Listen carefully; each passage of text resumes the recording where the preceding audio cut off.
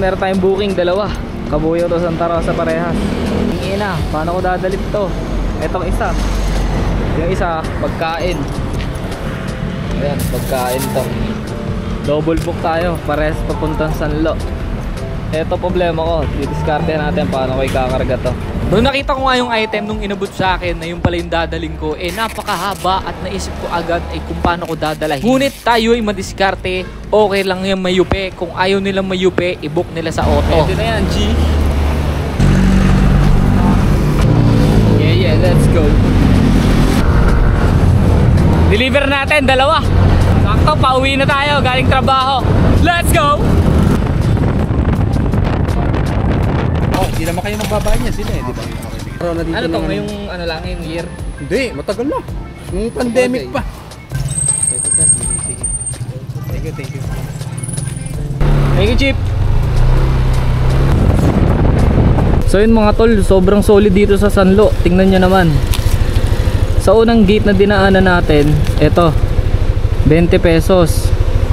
Tapos dito sa phase 1, 20 ulit. 40, passway pa lang. So kailangan natin singilin to do sa customer.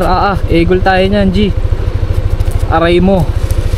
Medyo egol kung may negosyo ka tapos taga dito ka. Isipin mo yon kung makakailang transaction ka sa Lalamove sa isang araw, ilang beses ka rin masisingilan ng takwa rin. Anyways, hindi naman natin problema yan, pero napaisip lang din ako para sa kanila. Binayaran naman nila bossing, pero olat sila dun. 500 meters. Let's go. Kaya dumiretso na ako sa pangalawang drop off. Up dito, iniisip ko kung magkano yung sasabihin kong passway. Bala na. Ano ba? 108 po.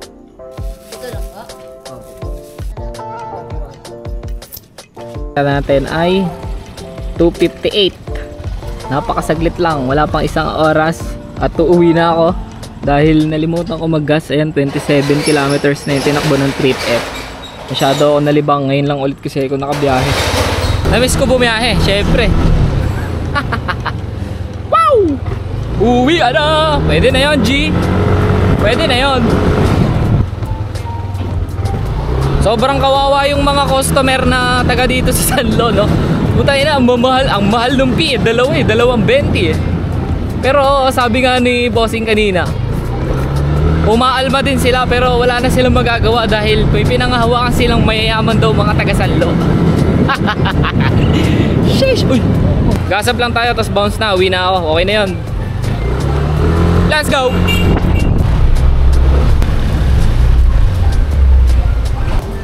Ano po, XCS po, full tank. Okay na yan, sir. Uwi na.